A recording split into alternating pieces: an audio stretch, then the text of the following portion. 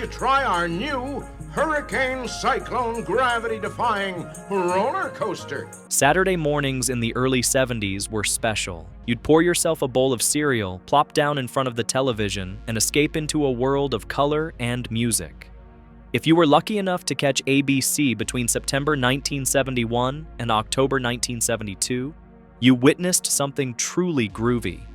Here are 12 wild facts you didn't know about the Jackson 5 cartoon from 1971. What is this?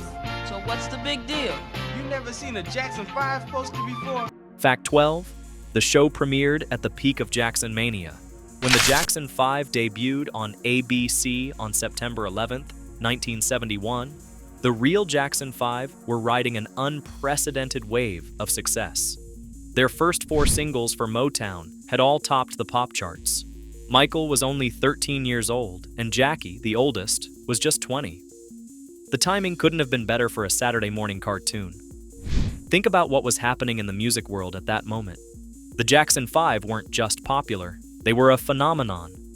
They'd burst onto the scene in 1969 with I Want You Back, and it seemed like everything they touched turned to gold. A BC, The Love You Save, and I'll Be There had all reached #1. These weren't just hits. They were songs that defined an era, songs that everyone knew, whether you were 8 years old or 80. Rankin/Bass Productions, the same folks who brought you Rudolph the Red-Nosed Reindeer and Frosty the Snowman, teamed up with Motown Productions to create this animated series. It was an interesting pairing. Rankin/Bass was best known for their stop-motion holiday specials, but they'd been branching out into traditional animation for Saturday morning television. Motown Productions was making its first foray into television production with this show. By 1971, the Jackson 5 had already conquered the merchandising world with posters, stickers, and even a board game. Young fans couldn't get enough of them. A cartoon was the next logical step to bring these 5 brothers directly into American living rooms in animated form. Saturday morning television was prime real estate for reaching the youth market, and ABC's lineup that fall was packed with memorable shows. The show capitalized on the cultural moment when the Jackson 5 represented something fresh and exciting. Their blend of soul, pop, and bubblegum music had captured the hearts of young people across the country. They were young, they were talented, and they felt accessible. A cartoon series allowed fans to spend even more time with their favorite group, even if it was through animated versions embarking on wacky adventures. It was like having the Jackson 5 as your Saturday morning companions. But the trial hasn't even started yet. I need a lawyer. I'm your lawyer. Fact 11. None of the real Jackson brothers voiced their characters. Despite being the stars of the show, not a single Jackson brother provided his own voice. Their touring and recording schedule was simply too demanding. At the height of their fame, they were constantly on the road, performing concerts, appearing on television shows, and recording new albums. There was no time to sit in a recording studio and voice cartoon characters. Instead, Rankin/Bass hired a talented group of African-American voice actors to bring the animated Jacksons to life. Donald Fullilove voiced Michael, Edmund Silvers voiced Marlin, Joel Cooper voiced Jermaine, Mike Martinez voiced Tito, and Craig Grandy voiced Jackie. These actors did their best to capture the personalities of each brother, even though they were working without much input from the real Jackson 5. What's fascinating is that some of these voice actors went on to notable careers of their own. Donald Fullilove, who voiced Michael, later became known for playing Mayor Goldie Wilson in the Back to the Future films. Edmund Silvers was the lead singer of the Silvers, another popular family music group from the 70s. His group saw a rise in popularity after the Jackson 5 and had hits like Boogie Fever and Misdemeanor. That's the old hustle, fellas. Fact 10.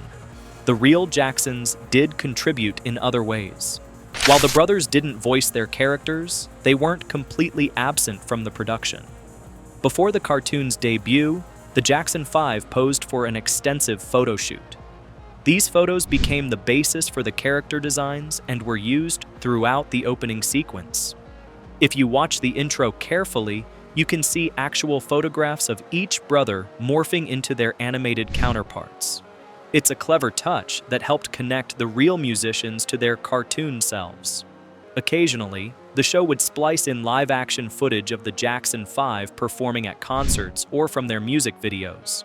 These moments would appear during the musical segments, creating an interesting blend of animation and reality. It was like getting a little bonus of the real thing mixed in with the cartoons. The brothers also participated in promotional activities for the show. They posed for posters, newspaper advertisements, and TV guide spots that helped market the upcoming series. While they may not have been in the recording booth, their presence was felt throughout the production in other meaningful ways.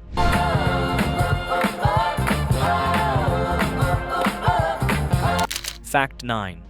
Diana Ross voiced herself in the pilot episode. Speaking of celebrity voices, there was one major Motown star who actually did contribute her own voice to the show. Diana Ross appeared as herself in the very first episode, titled It All Started With. This episode told the fictionalized story of how the Jackson 5 were discovered. According to Motown mythology, Diana Ross discovered the Jackson brothers and brought them to Berry Gordy's attention. In reality, the story was more complicated, but the Motown PR machine had been pushing this narrative for years. The cartoon's pilot episode leaned into this myth, showing Diana Ross discovering the group in a scenario involving Michael's pet snake, Rosie, escaping and ending up in Ross's dressing room. Having Diana Ross voice her own character added legitimacy and star power to the premiere episode. It was a way for Motown to reinforce their carefully crafted origin story for the Jackson 5. For fans watching at home, hearing Diana Ross's actual voice would have been a special treat.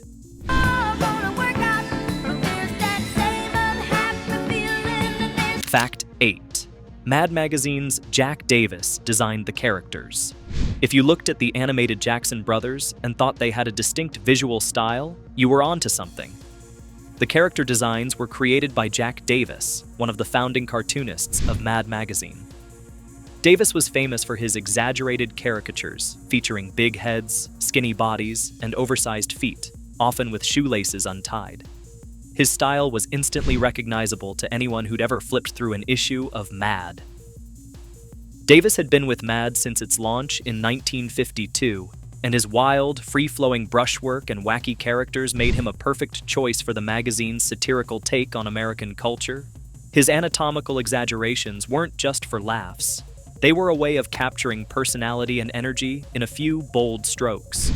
Every character he drew seemed to burst with life and movement. Davis had already worked with Rankin/Bass on their 1967 stop-motion film Mad Monster Party. His instantly recognizable style gave the Jackson 5 a unique look that set it apart from other Saturday morning cartoons. Those large heads and elongated limbs weren't just random choices. They were Davis's signature aesthetic, honed through decades of work in comic books, magazine illustrations, and movie posters. By the early 70s, Jack Davis was at the height of his artistic powers. He had designed the iconic poster for It's a Mad, Mad, Mad, Mad World and created countless TV guide covers. His work appeared everywhere, from album covers for Johnny Cash and the Cowsills to film posters for the Bad News Bears and Bananas. He was one of the most prolific and beloved illustrators in America. His involvement in the Jackson 5 brought a level of artistic credibility to the project.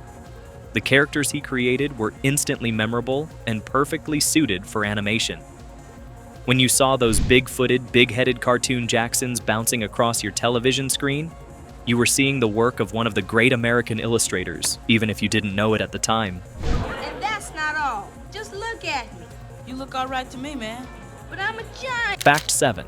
The animation was done across 3 countries. The Jackson 5 wasn't animated in the United States. Most of the animation work was completed at the studios of Halas and Batchelor in London.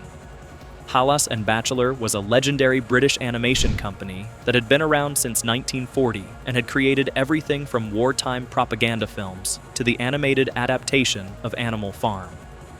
John Halas and Joy Batchelor, a husband and wife team, had built one of Europe's most respected animation studios. During World War II, they'd created approximately 70 films for the British government, helping with morale and the war effort.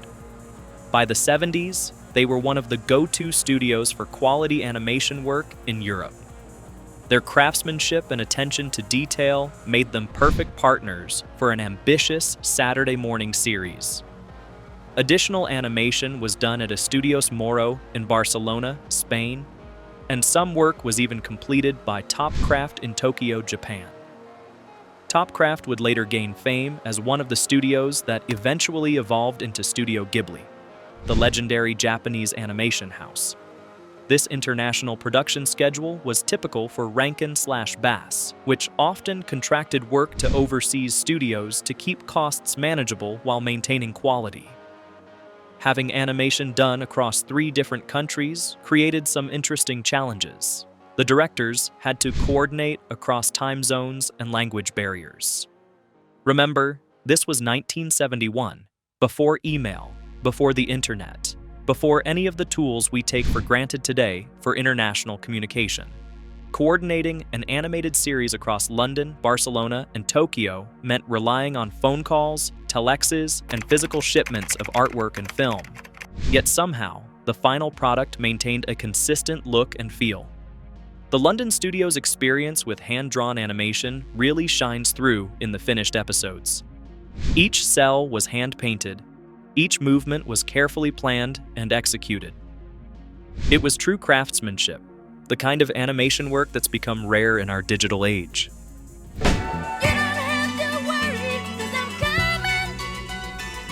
Fact 6. Robert Balser brought Yellow Submarine magic to the musical sequences. The animation director for the Jackson 5 was Robert Balser, a man with an impressive pedigree. Just 3 years earlier, Balser had co-directed the animation for the Beatles' iconic Yellow Submarine film. That psychedelic masterpiece had revolutionized what animation could be, especially when paired with popular music. Yellow Submarine had been a massive undertaking. Balser and his co-director Jack Stokes had led a team of 200 artists working on a tight 11-month schedule with a budget of only $1 million. The result was something completely unprecedented. A visual feast that captured the spirit of the Beatles' music in ways no one had imagined possible. Balser brought that same innovative spirit to the Jackson 5. For the musical sequences in each episode, he incorporated psychedelic animation techniques reminiscent of his work on Yellow Submarine. Colors would swirl and morph, backgrounds would pulse with geometric patterns, and the animation would become increasingly abstract and experimental. Strobe effects, changing color stripes, and silhouetted figures created a pop art aesthetic that felt cutting-edge and modern. In interviews years later, Balser described his approach to the Jackson 5 as one of his great pleasures in his career, right alongside Yellow Submarine. He gave his team of artists only a few guidelines and encouraged them to be as creative as they wanted. Each musical number had its own theme, and the artists were free to interpret that theme however they saw fit. If an episode had a circus theme, the graphics would reflect that, but the specific execution was up to the individual artists. What made Balser's contribution even more significant was his insistence that the show avoid stereotypes. When he came onto the project, he wasn't happy with the initial approach. As one of the first cartoon representations of a black family on Saturday morning television, Balser felt it was crucial that the show be creative and fair. He emphasized that the Jackson brothers should solve their problems with music and intelligence, not with violence. This was a radical departure from many cartoons of the era, which often relied on slapstick violence and chase sequences. Balser later reflected that he felt it was really important that the show be shown in a creative way. His philosophy was simple but powerful. The characters should demonstrate intelligence and musicality, not brute force. It was a respectful approach that elevated the entire series. Hey, how would you fellas like to help a hungry lost child? Fact 5. The show featured 46 original Jackson 5 songs. Each episode of the Jackson 5 contained 2 complete Jackson 5 songs. These weren't snippets or shortened versions. They were full studio recordings taken directly from the group's albums, played over animated music video sequences. In an era before MTV, before music videos were a regular part of pop culture, the Jackson 5 was giving viewers something special: visual interpretations of popular songs. During the first season, songs were pulled from Diana Ross Presents The Jackson 5, ABC, Third Album, and Maybe Tomorrow. These albums represented the peak of the Jackson 5's early Motown period. Fans got to hear classics woven into the storylines of each episode. The songs weren't just tacked on at the end either. The writers crafted their stories to create natural moments where a musical number would fit. Sometimes, a song would be used to show the passage of time or to depict a concert the brothers were performing. Other times, the music would underscore a dream sequence or a fantasy scenario. The animated musical sequences became mini-movies within each episode, showcasing the full range of the animation team's creativity. The second season, which was retitled The New Jackson 5 Show, drew heavily from Michael Jackson's first solo album, Got to Be There, along with songs from the group's album, Looking Through the Windows. By this point, Motown's recording output for the group had slowed somewhat, and the available catalog wasn't as deep as it had been during the first season. This was part of the natural evolution of any music group, but it presented challenges for the show's producers. The second season's animation was noticeably different too. The quality wasn't quite as high as the first season, partly because Rankin/Bass was juggling multiple projects at the time, including new series like Kid Power and The Osmonds. The remainder of the second season was filled with reruns from the first season, and by 1972, some of the music was already starting to feel dated. Over the course of the series' 23 episodes, a total of 46 Jackson 5 songs were featured. For many young fans, the cartoon was their first exposure to these songs. It was like getting a mini concert embedded in every episode. Parents who might have been reluctant to buy Jackson 5 albums suddenly found their children singing along to I'll Be There or The Love You Save, having learned them from Saturday morning television. It's gonna be like Romeo and Juliet. Oh, Tito. Fact 4. Michael's pets were major characters. Because Michael Jackson loved animals in real life and had many pets, the show's creators gave his cartoon counterpart some furry and scaly companions. Michael's animated pets included 2 mice named Ray and Charles, a playful reference to singer Ray Charles, one of Michael's musical heroes. He also had a pet snake named Rosie the Crusher. These pets appeared in almost every episode and often drove the plot forward. Unlike the human characters, the pets never spoke, aside from the mice's occasional squeaking. But they contributed plenty of assistance and mischief throughout the series. Sometimes they'd even join the Jackson brothers during their musical performances. The pets gave the younger viewers characters to relate to and added an extra layer of charm to the show. Rosie the snake, in particular, had a personality all her own, despite never uttering a word. The inclusion of these animal sidekicks was similar to other cartoons of the era, like Scooby-Doo and his gang, or the animals in Josie and the Pussycats. Did I leave your mind when I was gone? Fact 3. The show had a laugh track, and it was controversial. Like most Saturday morning cartoons of the early 70s, the Jackson 5 included a laugh track. But there was something unusual about how it was done. Rankin/Bass decided to create their own laugh track rather than hire Charlie Douglas, the man who provided laugh tracks for most network television shows.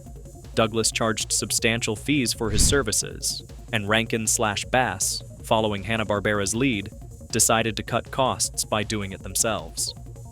They isolated several snippets of laughter from Douglas's library and inserted them into the soundtrack. The problem was that these early attempts were clumsy. The laughs consisted mostly of loud eruptions that would erupt at odd times, sometimes even mid-sentence. Mild jokes would receive unnatural bouts of laughter. By the second season, the studio had improved the process. They They used more modulated laughs from Douglas's updated library, and the timing got better. The laugh track no longer interrupted dialogue as awkwardly, and the sound engineers at Rankin/Bass had learned how to blend the laughter more naturally into the mix. Interestingly, when the complete series was released on DVD and Blu-ray in 2013, the laugh track was muted entirely. Modern audiences could finally watch the show as pure animation and dialogue without the canned laughter. You ride a motorcycle, you're a ventriloquist, a juggler, and a dancer. Fact 2. It was one of the first cartoons to feature African Americans in lead roles. The Jackson 5 holds an important place in television history as one of the first animated series to feature African Americans in starring roles. It premiered in September 1971, a time when representation in children's programming was beginning to change, but that change was coming slowly and with significant resistance. To understand the significance of the Jackson 5, you have to understand the landscape of animation in the decades that preceded it. The 1930s and 1940s, often called the Golden Age of animation, were also marked by deeply problematic depictions of minorities. From Warner Brothers to Disney, black characters were portrayed using harmful stereotypes that are painful to watch today. These weren't isolated incidents. They were the norm across the industry. Before the Jackson 5, live-action television had taken some steps forward. Julia, starring Diane Carroll, debuted on NBC in 1968 as the first TV series to feature an African American in a lead role, and it caused quite a stir at the time. Bill Cosby's sitcom, The Bill Cosby Show, premiered in 1969, but Saturday morning cartoons were slower to change. The animated landscape remained largely white well into the early 70s. The Jackson 5 premiered a full year before Fat Albert and the Cosby Kids, which didn't arrive on CBS until 1972. That makes the Jackson 5 the first animated series to star African Americans on Saturday morning television. The show opened doors for more diverse programming and proved that audiences were ready for cartoons that reflected the full spectrum of American life. The producers and animators were conscious of this responsibility. They made deliberate choices to keep the show free of stereotypes and negative content. The Jackson brothers were portrayed as talented, intelligent, and positive role models who solved problems creatively. They weren't sidekicks or comic relief, they were the heroes of their own stories. This was happening during the Black Power movement of the 1970s, a time when there was a growing demand for non-stereotypical representations of black characters in all media. The Jackson 5, along with shows like the Harlem Globetrotters cartoon, represented a new wave of animation that treated black characters with dignity and respect. For young black viewers, seeing cartoon characters who looked like them as the stars of their own show was powerful. It was representation that mattered. Representation that said, you belong in this medium. Your stories are worth telling. You can be the hero. And for all viewers, regardless of their background, it normalized seeing diverse characters in leading roles. You fellas better book an opening act for tonight. I told the theater manager you'd get... Fact 1. The show was revived during Michael Jackson's solo superstardom. After the Jackson 5 ended its original run in October 1972, it seemed destined to fade into obscurity. The show wasn't rerun much, and most people who remembered it at all had only vague childhood memories of watching it on Saturday mornings. Then came 1984. Michael Jackson's solo career had exploded with the release of Thriller in late 1982. By 1984, he was arguably the biggest star on the planet. His music videos were in constant rotation on MTV, and his influence on pop culture was undeniable. World Vision Enterprises saw an opportunity and rebroadcast the Jackson 5 in syndication during the 1984-85 Saturday morning season.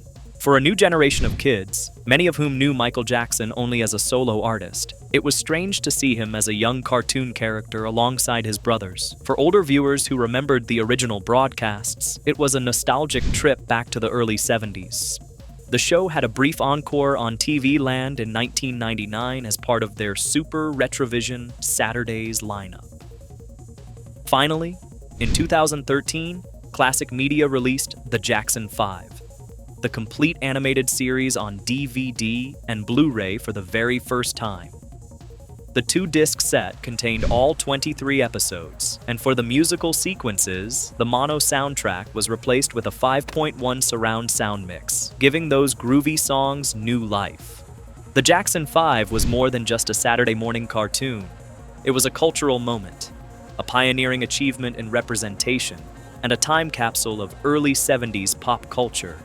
From Jack Davis's distinctive character designs to Robert Balzer's psychedelic musical sequences, from the International Animation Studios to the groundbreaking choice to feature African-American characters in lead roles, every aspect of the show reflected the creativity and optimism of its era. For those of us who grew up watching Jackie, Tito, Jermaine, Marlon, and little Michael having adventures with their pet mice and snake, the show holds a special place in our hearts. It was a reminder that Saturday mornings were about more than just entertainment. They were about joy, music, and the simple pleasure of watching something colorful and fun while eating breakfast in your pajamas. The Jackson 5 may have only lasted 2 seasons, but its impact resonated far beyond those 23 episodes. It proved that animated shows could feature diverse casts, that popular music and cartoons could blend seamlessly, and that audiences of all backgrounds were hungry for positive, uplifting programming. The next time you hear ABC or I Want You Back, take a moment to remember those animated versions of the Jackson brothers. Remember Rosie the Snake and Ray and Charles the Mice. Remember the swirling colors of the musical sequences and the laugh track that sometimes came at the strangest moments. Remember a time when Saturday mornings were magic. If you enjoyed learning these wild facts about the Jackson 5, please hit that like button and subscribe to our channel for more nostalgic trips back to the music and culture that shaped our lives. What are your memories of the Jackson 5? Did you watch it during its original run? Or did you discover it during one of its later revivals? Let us know in the comments below. Thanks for watching, and keep those groovy memories alive.